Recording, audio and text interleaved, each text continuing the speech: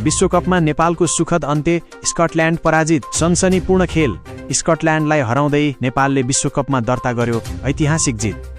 कप्तानको गर्जन, हामी अझ बलियो भएर फर्कनेछौँ, रोहित पौडेल। भावुक क्षण, रङ्गशालामा ओर्लियो नेपाली समर्थकको सागर, जितसँगै आँसु र खुसी साटासाट। यति बेलाको सबैभन्दा ठूलो खबर, आइसिसी T-20 विश्वकपबाट नेपालले सुखद विदाई गरेको छ। अन्तिम समूह खेलमा स्कटल्यान्डलाई स्तब्ध पार्दै नेपालले शानदार जित दर्ता गरेको हो। कप्तान रोहित पौडेलले हाई नोटमा प्रतियोगिता सक्न पाउँदा गर्व महसुस भएको बताउनु भएको छ।